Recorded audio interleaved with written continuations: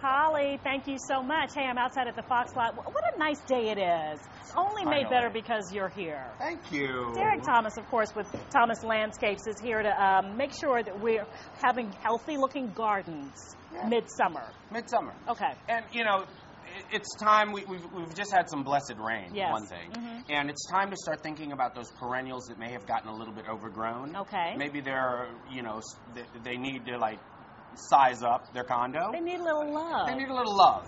And so what we're talking about is basically perennials that need to be divided at this time of the year. Now, divided means basically divided cut down, means right? You're getting in there and you're cutting them apart. And there's some signs that the plants are going to give you. The plants are going to start to underperform. They're going to have less flowers, or they're going to just look really crowded out, like this plant right here. Okay. See, and when I say crowded, what's happening is you don't see any of the soil here.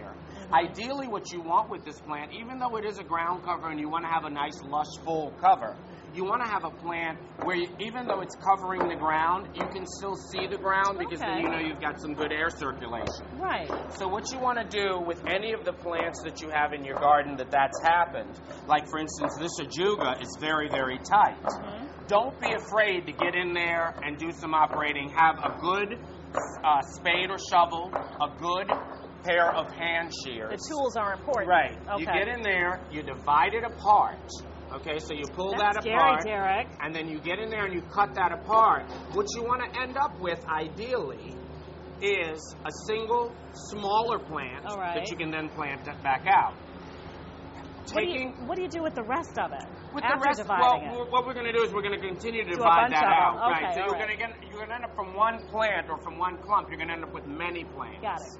So you're going to take this. You want to take some good soil, fill that in, mix in a little bit of added nutrients, and plant that one plant right in there.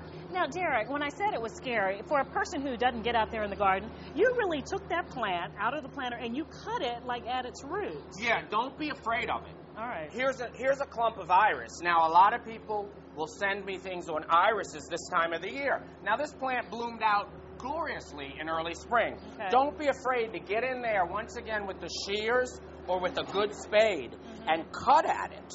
What you want to do is actually break that root mass apart. You see all this dead root? Yeah. That is no longer effective. It's no longer good to the plant.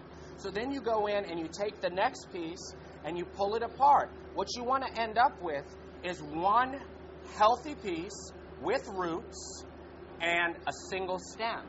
Okay. This is what you're going to replant in your garden.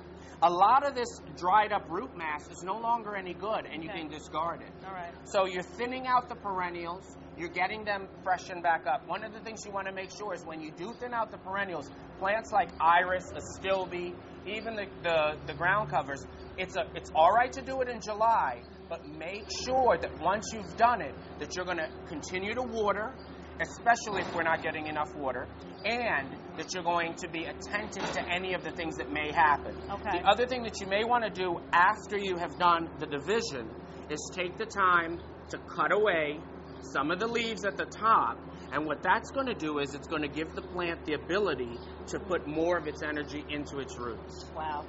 Are you a PhD of gardening? Trying to get there. Derek Thomas, you're a doctor in our opinion, and we appreciate you being with us for How Does Your Garden Grow? All the tips that Derek mentioned, myfoxdc.com. There's a little tiny earthworm in there. I was hoping you didn't cut him. And oh, no, we didn't cut the earthworm. There he is. Right. Yeah, he's okay. Stay with us. We'll be right back. There he is. Yeah. That just shows we've got good soil.